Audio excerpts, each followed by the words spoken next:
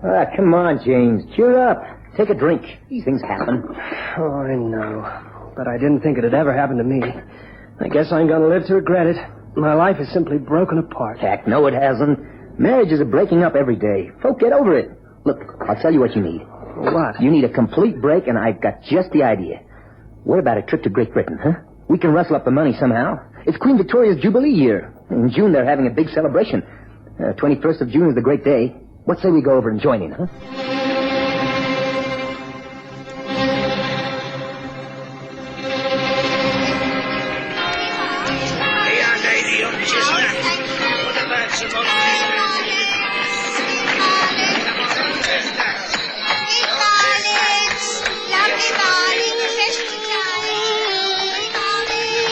We present the Stories of Sherlock Holmes.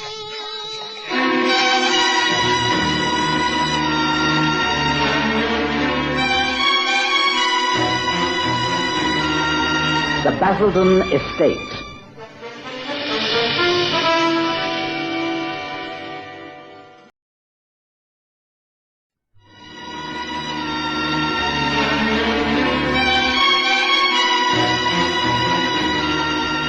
It was 1887, Queen Victoria's Jubilee year, and the spring was quite perfect. The days were sunny and bright.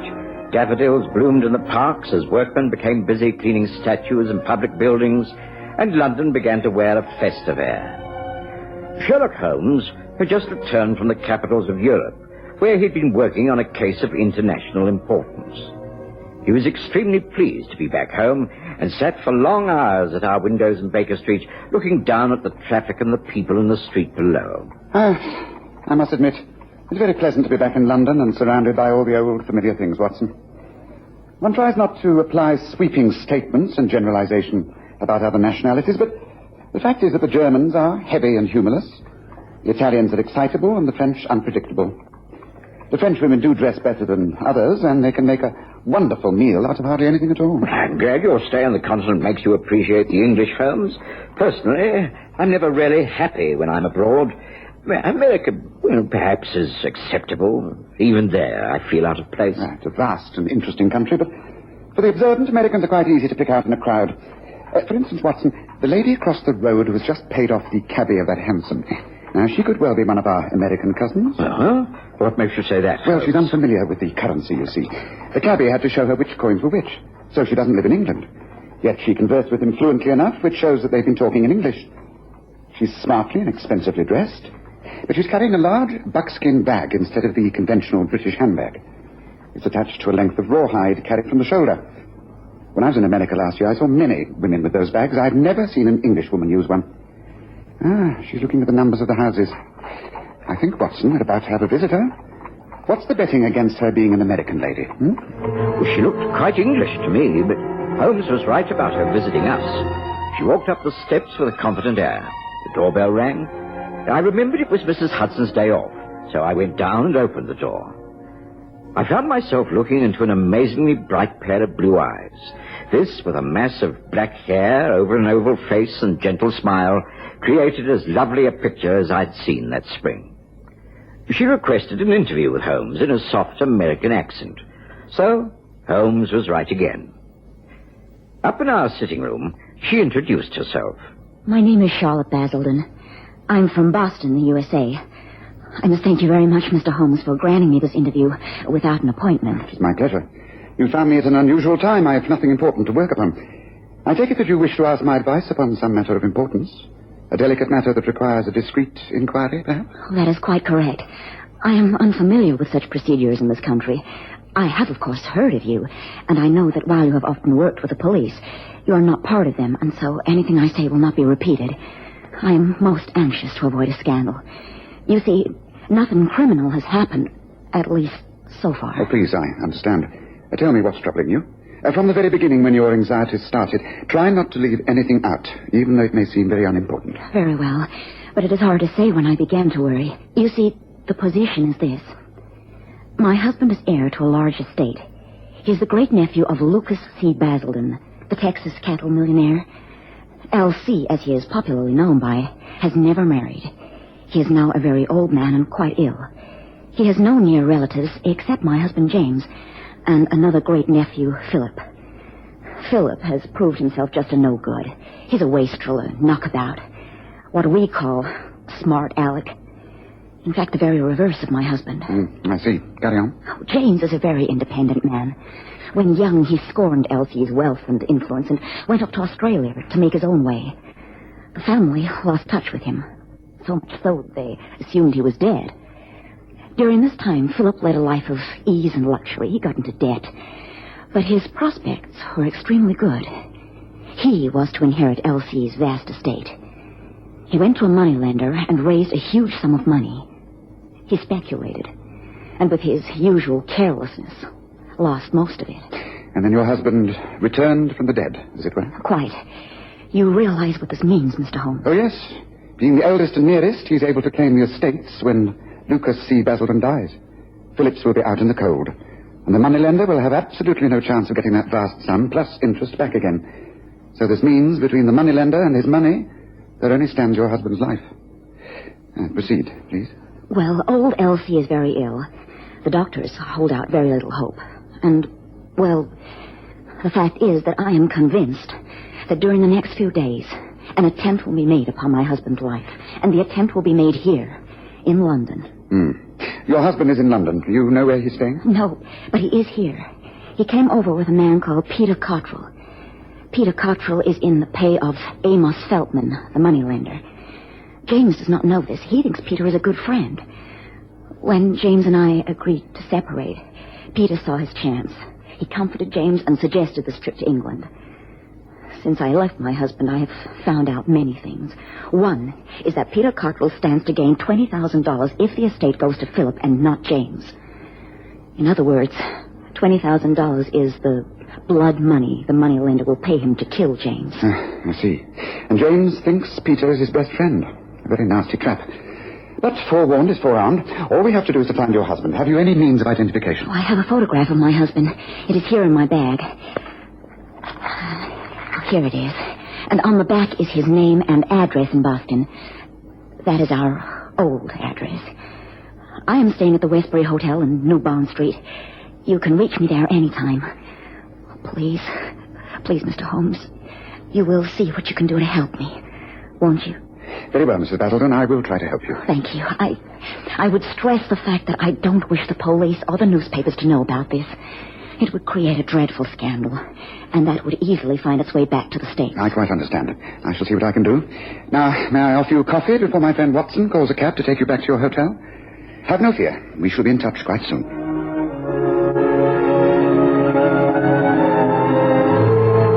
I saw Charlotte Baselton out and into a hansom cab. I could tell she was most grateful to Holmes, but not at all sure of his chances of success. I was anxious to resume the rounds of my patients, but I had to ask Holmes what he intended to do about this most curious case. I shall, of course, first check all the fashionable hotels along the park and Piccadilly. The two visitors, Peter Cottrell and James Baselton, will be using their own names. Cottrell dare not do otherwise for fear of rousing his friend's suspicions. They will also be using a bank near at hand. One cannot live without money, especially on a trip from America. They should be quite easy to trace. Yes, I shall find them all right. And then? Then I think I shall take a stroll through Soho. If Peter Cottrell is over here with the express intention of killing his best friend, then he will not do the killing himself. He'll hire someone to do the job for him. And that is why I shall seek out our man known as Raoul the Ferret. Raoul the Ferret? Extraordinary name. Yes, he's an extraordinary man. I think I know just where to find him. Excuse me now, Watson. There's much work to do. Hey, watch it. Watch where you're going. Oh, it weren't my fault. You should keep your feet yourself. Oh, is that so? Now, you look here. If you want to make anything of it, let's get out of this crowd. Yes, that's not a bad idea, Raoul. I don't think we can talk very comfortably in this noise. Let's move down the side street. What, the wife? It isn't Mr. Sherlock Holmes? That's correct. I haven't seen you for some months. Are you busy? So. Why? I can accommodate you if it's worthwhile, of course. What's it this time? Information? Of course. I've reason to believe that an American gentleman by the name of James Baselton is about to meet his end here in London. He's staying at the Grosvenor House Hotel with another American, Peter Cottrell. Cottrell is the man who is behind the assassination. He must be looking for someone to do the job. Heard any rumors, Ron? None at all. Well, I could ask a few questions. I shall be very grateful, and my client will pay handsomely. Here, this is a photograph of the intended victim. Grosvenor House Hotel, you say? Yes, that's correct. But you'll have to move very quickly. In the inquiries I made this morning, the two men are due to leave for a tour of Scotland within the next 2 days. They're only booked in at the hotel until the day after tomorrow. I know that Cottrell went to his bank at noon today and changed $1,000 American into British sovereigns. Now, this would be the payment for the killing. Yeah, well, that sort of money talks, eh? Well, if there's any talking going on, I'll make sure I hear it. Don't worry, Mr. Holmes. If there's a job being planned, then I shall find out all about it. Good. But as I say, you must move fast. If Cottrell has the ready cash, and if they're moving out the day after tomorrow, then it's clear that the murder is planned for tomorrow night. Get to work, Raoul. Live up to your name. Ferret it out. And quick. I was extremely busy for the rest of that day and saw little of Holmes, who seemed quite preoccupied and didn't mention the Baselton estate case at all, even over breakfast the next morning. But at lunchtime, when I came back to Baker Street, there was a rather scruffy-looking man loitering around the steps of 221B. He inquired after Holmes and said his name was Raoul, and he had something of importance to impart. I knew immediately what it was about and showed him up to our rooms. There, over a tasty luncheon of bubble and squeak, Raoul the ferret told us all he'd uncovered. How's it to be tonight, Mr. Holmes? The man who's doing the job is Diggs Baker. He's known to have received 100 quid in advance, and the balance is when it's all over. Yes. Where and how, Raoul? Somewhere in Greek Street, outside one of the restaurants, I think. Which one? I don't know. Diggs is one of his favoured hangouts. Place known as Aristos. Is the most likely. Can't tell you the time either, but could be any time between 8 o'clock and midnight. Yes, I should imagine the later the better. I doubt if it'll be before 9. Good work, Raoul. Now, here is what I wish you to do. You will find someone to give you a hand, as this cannot be stopped without plenty of help. I need 3 men to create a street scene. Now, listen very carefully. Having enlisted these men, you will arrange to patrol Greek Street from 8 o'clock onwards. Station yourself outside Aristos, and I shall arrive to give you final instructions. Now, don't worry, there'll be no police interference and as little trouble as possible. Now, finish up the bubble and squeak. There's a lot for us to do. Watson, I take it that you will have completed your day's work by 6 o'clock and will be willing to join in the evening's activity? If you try to prevent me, there'll be trouble, Holmes. Good. Very well. We shall meet later, and from 7 o'clock onwards, we shall be outside the Grosvenor House Hotel. Yes, it could be a very long and quite dangerous evening, so both of you come prepared. I found it hard to concentrate upon my work for the rest of that afternoon. I simply couldn't see how Holmes could prevent an underworld crime of this magnitude without a sensation and perhaps bloodshed. However, I agreed to pocket my service revolver when we left Baker Street, and in the warmth of that April evening, I stood with Holmes opposite the Grosvenor Hotel. It was a good job the evening's so mild, Holmes. At least we can sit on one of the park benches without arousing curiosity. Yes, that is fortunate. But can't you tell me what to anticipate? I mean, what form do you think this murder plot will take? I can't say. I am, however, fairly sure that Peter Cottrell will not be actively involved. That means that James Baselton will somehow be lured into Soho. Yes, that's why we're watching, Watson. If only we knew what was taking place at this very moment between those two men, we should have a clearer idea of how to go about things. I'm only sure that Peter Cottrell is about to put his deadly plan into action.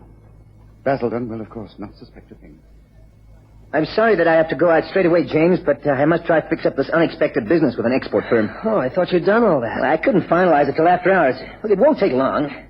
Look, I have a table booked at Aristos for 8 o'clock. It's that great little place in Soho. You know, we went there a couple of nights back. Why don't you go there? I'll join you as soon as I fix things up. No, I can wait here. As a matter of fact, I don't care if we don't go out at all. Oh, come on. It's our last night in London until Jubilee Day, and then the city will be crowded. We can have a leisurely meal and maybe fix ourselves up with a couple of girls. There's some great lookers around Aristos. Oh, no, I kind of dislike that casual stuff. Ever since I left Charlotte, I've been thinking I made a mess of my love life. No, come on, at least let's have a decent meal out. We came over here to cheer you up, remember? Oh, all right. I'll meet you at the restaurant at 8 o'clock. But don't keep me waiting there too long, will you, Pete? I'll be there just as soon as I can. I'll go order you handsome right now. See you later, James. And don't flirt with too many girls till I get there. There, Watson. See? The hansom cab is waiting. That is Peter Cottrell getting into it. Quickly, take the upper cab and follow him. Stay near him and report back to me in Greek Street as soon as you find out where he is. Now, hurry now, Watson, hurry.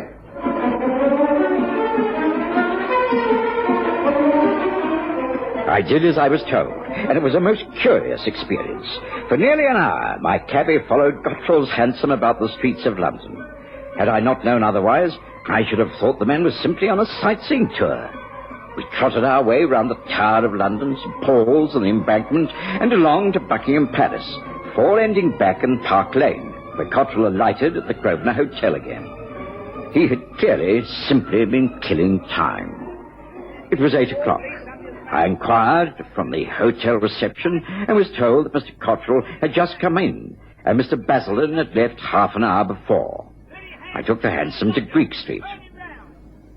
There you are, Watson. What's your news? Cottrell led me a rare chase all over London, stopping nowhere, just riding about until he ended up back at the hotel. Yes, that's much as I anticipated. Meanwhile, Baselton is in that restaurant. I've been in and he's sitting at a table in a corner and looking very annoyed. Also in the restaurant is the man Raoul the Ferret, as identified as Diggs Baker. Gracious, Holmes, I was supposing the killing takes place there. Not in a district like this, Watson. Restaurants are particular about keeping their custom. No, it'll be when Baselton leaves the place. He's unwise enough to walk towards Soho Square to find a cab, as is most likely. The Diggs will almost certainly follow. A scuffle, a flash of a knife, and then it will all be over. Yes, but what do we do? Look across the road near the entrance. Raoul and some friends are ready. So is that waiting three-wheeler. There's some movement. Come on, Watson. Baselton's about to leave. We must get to him before Diggs Baker does. Come on. Evening, sir. Nice evening. You've been needing a cab, sir. Oh, no, thank you. I shall walk. Oh, I wouldn't do that, sir. Not if I was you. It's dangerous. Much better to come with me. This way, if you please. No, look here. I guess you want trouble, and so... No, that ain't wise. Now, come on. Come on. The street suddenly seemed filled with activity. 3 men seized James Baselton, and within seconds a pad of chloroform was placed over his face. The cab moved forward. Raoul, Holmes, and I clambered in beside the half-unconscious form of Baselton, and we set out at a spanking pace for Baker Street. Once in our rooms, Baselton was given a heavy sleeping draught, and I was told to watch over him. Holmes left once again, and I guessed he was going to interview the man who had caused all this trouble, Peter Cottrell. You are Peter Cottrell? That is correct. Who are you? And how dare you force your way into this hotel room? My name is Sherlock Holmes. You're lucky to be dealing with me and not with our Metropolitan Police or even Scotland Yard. What are you talking about? Get out of here. No. You are the person who is going to get out. Get out of the country and keep out. I'd also advise you to stay away from your home in America and the clutches of Amos Feldman, the moneylender in whose pay you have been for many months. I don't know what you're talking about. How dare you accuse me of having dealings with moneylenders? Now stop blustering, Cottrell. James Baselton knows the truth. We have proof of your activities, and Philip Baselton's debts have been made public back in Boston. I'm offering you your one chance to escape from the charge of attempted murder. The man Diggs Baker is prepared to give evidence. Now, will you listen to reason? What are you going to do? Nothing, if you obey my instructions. You still have a reasonable amount of money in your account at the bank. Tomorrow you will withdraw it all and buy a ticket on the next packet steamer for France. Once there, you will quietly disappear. If you appear again either in London or Boston, I will have you arrested. The choice is yours. Either make your own way somewhere else in the world or face ruin and imprisonment. Well, Cottrell, what do you say? Holmes returned surprisingly early and related all that had occurred. James Baselton was fast asleep in the spare room. I kept the adjoining door open during the night in case he woke, but he didn't. It was quite late the next morning when he opened his eyes.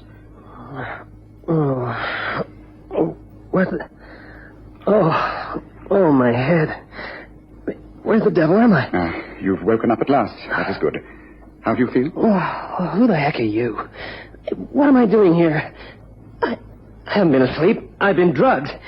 I remember now. I was in that restaurant in Greek Street. I came out and I was attacked. Now, I demand an explanation for it. How dare you hold me here against my will? You are not being held against your will. You have been brought here for your own good. There was a plot against you. You're a very lucky man, Mr. Baselton. Plot against me? What the devil are you talking about? And how'd you know my name? What does all this mean? I not only know your name, I know all about you. Your failed marriage, your dying uncle, your trip to Europe. I also know more about you than you know yourself. Stop talking nonsense. If I'm being held here against my will, then kindly order me a cab and let me return to my hotel. Perhaps my friend Peter Cottrell can sort this out. Your friend Peter Cottrell is not at the Grosvenor House Hotel. And you will be surprised to hear that he is not your friend, but your most deadly enemy. Now, Mr. Baselton, will you rise and don a dressing gown? Over a good old-fashioned English breakfast of eggs and bacon and Indian tea, I will explain to you in great detail how you are now still living and able to enjoy life on the Baselton estate. At first, James Baselton was reluctant to accept our hospitality. But he could see that neither Holmes nor I were the criminals he first took us to be. He was a very puzzled man as he sat at our dining table and toyed with breakfast as Holmes went over the case from the very beginning. As Holmes told the tale, the skepticism gradually faded from Baselton's face, and an expression of wonderment grew in his eyes. The disbelief vanished when Holmes explained that his wife had brought the investigation about, and that it was through her love and loyalty that Cottrell's treachery had been exposed. I was forced to do a little bluffing in the end. Of course, I told Cottrell that I had proof of his dealings with Amos Feltman, the money dealer. I hadn't. I told him also that your cousin Philip's debts were well known. They aren't. I also told him that Diggs Baker was prepared to give evidence against him. He isn't. In fact, Diggs is getting off extremely well with £100 in cash for a crime he wasn't able to commit. Unfortunately, we cannot bring him to book. Not this time. But his type will be caught eventually. Before he does another killing, I hope. But if he goes free, at least you are free also. Mr. Holmes, Dr. Watson, if all you say is true, then I am forever in your debt. I owe you my life. It still seems quite incredible that Peter Cottrell could have, deceived me in such a fashion, but I suppose I have to face the facts. I guess I've been just plain stupid. I should have listened to my wife. Yes, I think you should. But she's still at the Westbury Hotel, not far from here. When you've finished your breakfast, perhaps you'd like to take a cab round there? I most certainly will.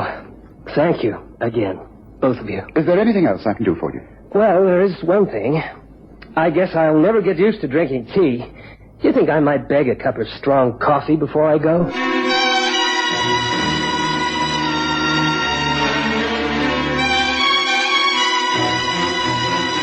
Listen again next Sunday to The Stories of Sherlock Holmes, with Graham Armitage as Holmes and Kerry Jordan as Dr. Watson.